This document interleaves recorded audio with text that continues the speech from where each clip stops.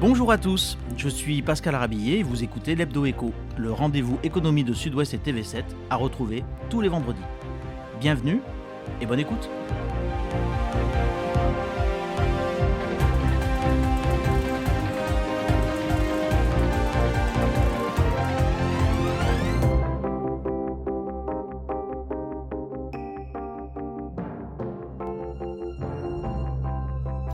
Bonjour à toutes et tous, depuis décembre 2019, la libéralisation du rail est lancée.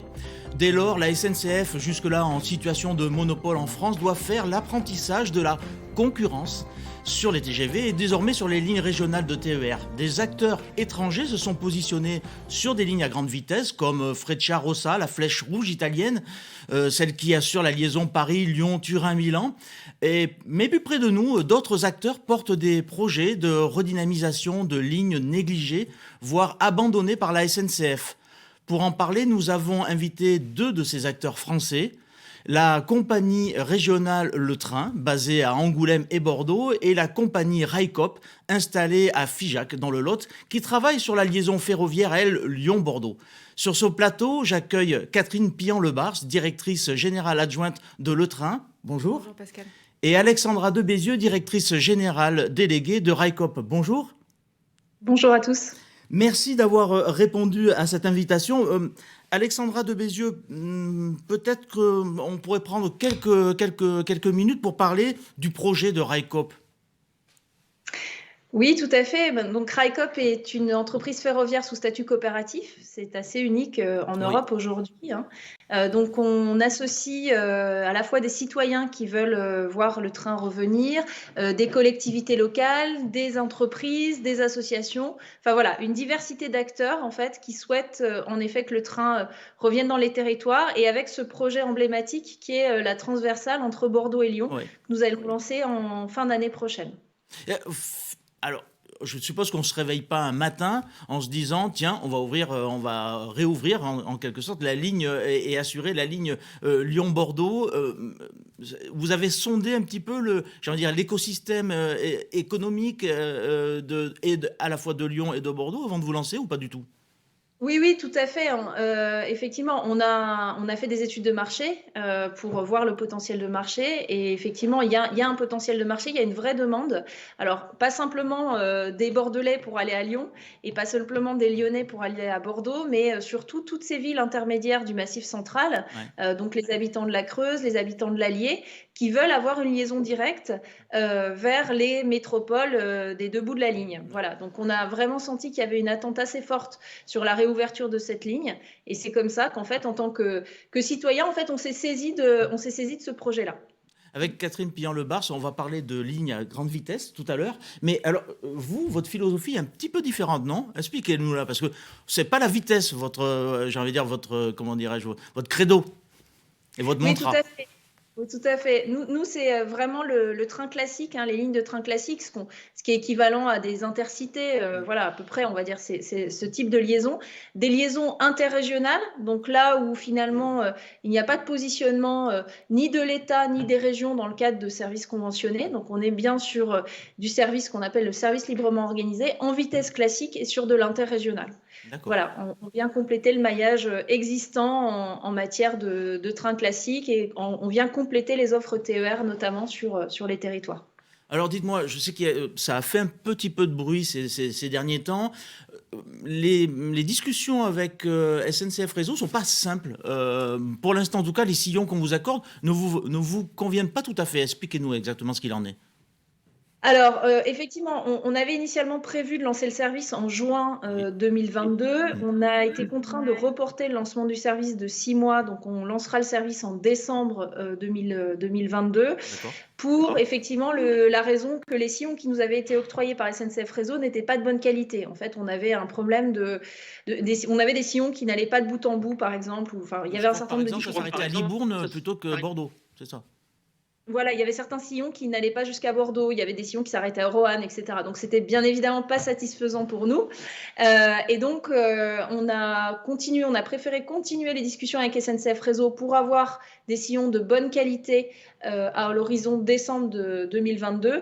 Aujourd'hui, les discussions sont plutôt bonnes avec SNCF Réseau. On sent que ça bouge, on sent que ça avance. Donc on est plutôt content et on est confiant sur notre possibilité d'opérer le service dès décembre de l'année prochaine. Même s'il y a encore un certain nombre de travail, voilà, de discussions à avoir, mais ça avance plutôt positivement. En cours, le chantier avance. Ok.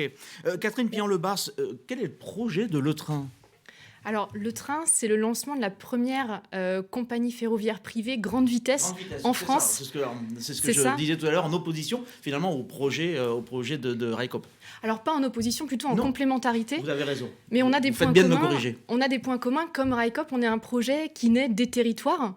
Et donc, le train vise à offrir des liaisons grande vitesse régionales et interrégionales dans le Grand Ouest, avec environ 50 trains par jour. Le train desservira les métropoles du Grand Ouest, comme Bordeaux, Nantes, Rennes, Tours. Également les villes intermédiaires sur le trajet, donc Angoulême, Poitiers, Angers. Et le train desservira aussi le trait de côte avec Arcachon et La Rochelle. D'accord. Donc pour nous, c'est offrir de nouvelles opportunités aux habitants du Grand Ouest pour se déplacer de façon décarbonée, pour leurs loisirs, mais aussi pour leur trajet business et leur trajet domicile-travail. Mais Catherine Pian-Lebars, comment vous expliquez que ces créneaux, ces sillons que vous allez occuper, comment vous expliquez qu'ils étaient abandonnés, enfin, ou en tout cas négligés par la SNCF ? Alors, je ne suis pas la mieux placée pour vous parler de la stratégie grande vitesse du groupe SNCF. Bien sûr. Mais aujourd'hui, SNCF propose des liaisons grande vitesse de et vers Paris. Principalement. Donc, nous, chez Le Train, on va proposer des liaisons grande vitesse qui ne passeront pas par Paris et qui exploiteront en fait les infrastructures grande vitesse de grande qualité qu'on peut trouver notamment dans le Grand Ouest, sur lesquelles il reste en fait de la place pour faire circuler nos trains et qui permettront en fait d'augmenter la performance de ces parcours grande vitesse en termes de temps de parcours, en termes d'amplitude horaire. Si je vous donne quelques exemples, aujourd'hui, si vous voulez faire à grande vitesse un Bordeaux-Nantes, vous allez devoir passer par Paris, vous arrêter à Montparnasse, avoir une correspondance à Montparnasse. Il va vous falloir environ 4h15 pour faire le trajet. C'est vrai. Avec le train, on offrira 5 allers-retours Bordeaux-Nantes par jour en moins de 3 heures. Tout simplement. Oui, ça change considérablement la donne. Ça change considérablement la donne. C'est vraiment de l'interrégional, j'ai envie de dire, presque. Et toujours en mettant en avant quand même la grande vitesse. On gagne. Exactement. Et je vous donne un deuxième exemple, par exemple, sur notre liaison Angoulême-Bordeaux. Oui, très attendu. Très attendu. Ouais. Très attendu, effectivement. Aujourd'hui, les gens qui habitent à Angoulême et qui travaillent à Bordeaux peuvent pas vraiment prendre un TGV pour venir travailler puisque le premier arrive autour de 10h. Donc, c'est pas vraiment pertinent pour ces gens qui travaillent à Bordeaux.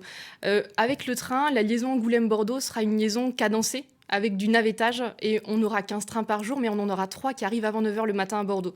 Donc concrètement, ça permet aux habitants d'Angoulême de venir faire leur journée de travail correctement à Bordeaux et de repartir même tard le soir, puisqu'en termes d'amplitude horaire, on offrira aussi quelque chose qui est beaucoup plus large que ce qui existe aujourd'hui. Je suppose que ces horaires-là, ils ne sont pas dus au hasard. De la même manière que j'ai interrogé Alexandra de Bézieux là-dessus, on ne se lève pas un matin en se disant « Tiens, je vais occuper ces sillons-là » et proposer des liaisons entre villes de province, j'ai envie de dire.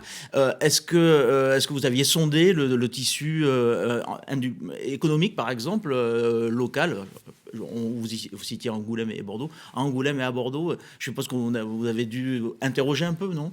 Bien Avant sûr. De vous lancer. Alors, effectivement, le projet, il est même né de là. Il est né, en fait, de la frustration des territoires, exactement, d'une demande des territoires du nord de la Nouvelle-Aquitaine de mieux profiter de cette infrastructure grande vitesse extraordinaire qui est la ligne grande vitesse Sud-Europe-Atlantique, qui dessert partiellement ces territoires aujourd'hui, mais sur lequel il y a des marges de performance énormes pour pouvoir offrir une desserte adaptée de ces territoires. Donc, effectivement, on est parti de là. Et bien sûr, on est allé au-delà. On a fait des études gravitaires, des études de potentiel pour valider, en fait, tous les potentiels de trafic qu'on va attendre sur nos lignes. Et ça nous a permis justement d'étendre le modèle dans tout le Grand Ouest, qui est très pertinent. On connaît la carte de la démographie française et tout cet attrait pour la façade atlantique. Donc ça valide vraiment ce modèle industriel et puis l'attente qu'on sent tous les jours en développant ce projet. Où en êtes-vous? C'est une question que je vous pose à toutes les deux. Vous en êtes où du montage financier de votre projet? Alors, peut-être à vous en premier, gardez la parole. Côté Le Train, on est aujourd'hui sur un fonds d'amorçage qui agrège des investisseurs du tissu économique de la Nouvelle-Aquitaine, des investisseurs industriels notamment, mais pas que. On a également des investisseurs bretons et globalement dans les régions qu'on dessert. On est en train de boucler une première levée de fonds également avec des acteurs bancaires du territoire qui ont le même ADN que nous. Et ça, c'était important pour nous que nos financeurs soient aussi des gens proches de leur territoire.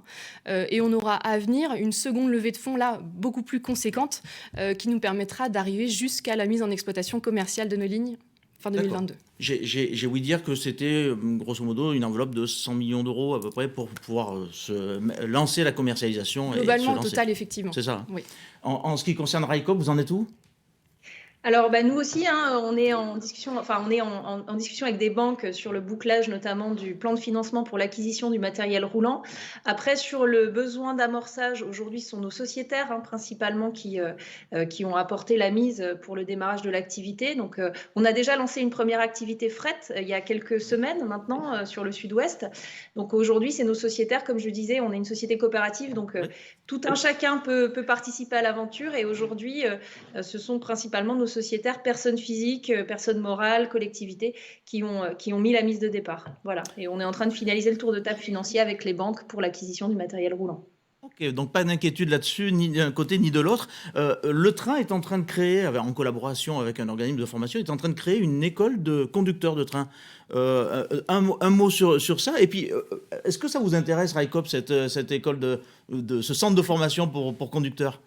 Alors, dites-moi, où vous en êtes où ? Effectivement, ce centre de formation CIFCO Le Train, c'est un partenariat qui compte énormément pour nous, puisque c'est un partenariat avec un acteur phare du monde ferroviaire, qui est donc le Centre international de formation ferroviaire de la Côte d'Opale, une filiale de Getlink, avec lesquels on monte en collaboration ce centre de formation à Bordeaux, avec l'objectif d'étendre l'offre de formation ferroviaire, et notamment sur la conduite ferroviaire, pas que grande vitesse bien sûr, vers le sud-ouest, pour aussi développer un petit peu le catalogue client et permettre aux entreprises ferroviaires qui se lancent d'avoir accès à une offre de formation de qualité et complètement innovante, puisqu'on va travailler avec des micro-simulateurs dernière génération Alstom qui sont au CIFCO en première mondiale. D'accord. Et alors, donc, la question, Railcoop, vous êtes intéressé par ça ? Par une initiative comme celle-là ? Non, on trouve que c'est une très belle initiative parce que c'est vrai que le recrutement des conducteurs, c'est un vrai sujet. C'est vraiment un métier qui est en tension. Et donc, oui, on trouve que la démarche est très intéressante et avec plaisir pour en discuter, Catherine. Voilà, si vous êtes Cette émission sert à ça aussi. D'en discuter avec vous après l'émission. Bien sûr, avec grand plaisir, Alexandra. Quand est-ce que nous, alors vous l'avez évoqué tout à l'heure, quand est-ce que nous pourrons véritablement réserver des billets, soit auprès de la compagnie Railcoop, soit auprès de la compagnie Le Train ? Quand est-ce que, moi, consommateur, je vais pouvoir acheter mes premiers billets ? Alors, pour Railcoop, je crois que c'est en fin d'année 2022. Alors, Railcoop, le service va être lancé le 11 décembre. Et donc, la commercialisation des billets va démarrer en septembre. Voilà. À partir du mois de septembre, vous pourrez acheter vos billets. D'accord. Et alors pour Le Train ? Côté Le Train, on est dans les mêmes échéances. Oui. Donc, c'est ça, vous allez arriver presque en même temps. Exactement. Et donc toute l'équipe est ultra mobilisée pour pouvoir accueillir nos premiers voyageurs fin 2022 sur nos lignes. Après, on reste sur une ouverture de marché de la grande vitesse. C'est un petit peu comme descendre un hors-piste en ski alors que vous êtes en station autour. Donc c'est pas une mince affaire. Derrière, on a quand même aussi un contexte sanitaire avec ces vagues de Covid successives qui rendent le contexte un petit peu incertain. Mais en tout cas, tous nos efforts sont tendus vers cet objectif. Pour l'instant, vous tenez l'objectif. Exactement. Écoutez, on arrive au terme de cette émission. Mesdames, je vous remercie pour votre participation. Quant à vous, je vous donne rendez-vous même jour, même heure, j'ai envie de dire même plateau, pour une prochaine émission de l'Hebdo Écho. À bientôt.